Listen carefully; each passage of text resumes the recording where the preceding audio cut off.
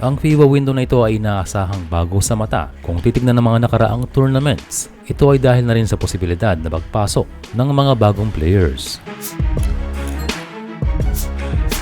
Sa nilabas ni Coach Tim Cone sa media ngayong gabi, ang 12-man lineup ng Gilas ay sila Japet Aguilar, RJ Abarrientos, Justin Brownlee, AJ Edu, Junmar Fajardo, Quinten Mellor-Brown, Chris Newsome, CJ Perez, Kevin Kiambao, Dwight Ramos, Carl Tamayo at Scotty Thompson.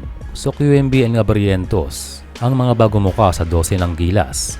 And yes, pasok si RJ at hindi pumasok si Juan Gomez de Leaño. Well, sino man sa dalawa ay deserve na makapasok. Ang magdalang kay Abarrientos ay masanay sa system ni coach at pasok sa kailangan ng Gilas na magkaroon ng pure point guard na magsiset ng mga plays.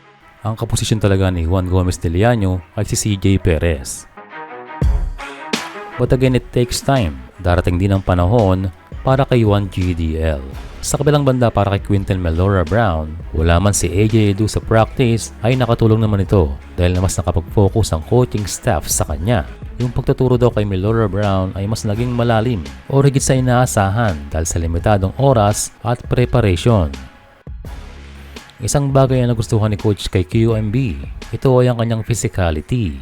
Yan ang hinahanap ni Coach dahil talaga naman na tayo ay kinulang nito sa mga nakaraang tournaments. Lumabas ang weakness at nagkaroon ng adjustment simula nang na-injured si Kai Sotto. Dagdag ni Coach Tim nang wala pa si Quinten Mellor-Brown, ang nag-iisang player na merong physicality ay si Carl Tamayo. Maliban kay Tamayo ay hindi rin niya masyadong naaasahan ng iba pagdating sa pisikalan. Well, bukod talaga sa game ni Carl Tamayo na likas na maging pisikal, nakatulong din talaga ang KBL sa kanyang laro, lalo na sa defensive side. Ang sayang lang daw kay Tamayo ay undersize siya as big man. Kaya mas nakatuon si Tamayo sa kanyang comfortable position na forward kaya hindi ganong nagagamit sa ilalim. Pero ngayon daw na nasa team na, itong si Mellor-Brown ay may aasahan na si Coach Tim Cone na physical player sa ilalim. At 6'10 plus that wingspan ay napakalaking tulong itong si QMB. Sa ngayon isa si Mellor-Brown sa katuparan ng missing piece ng Gilas. Kaya malaking bagay na mailine up ito sa Final 12 at makapag-contribute sa importanteng laro kontra sa Guam National Team. Sa larawang ito ng tiebreaker times ay kasama si Kai Sotto para sumuporta. Ang masasabi natin sa 12-man lineup na ito, yes, palag na palag to sa Guam na nakita natin na undersize ang team nila ngayon.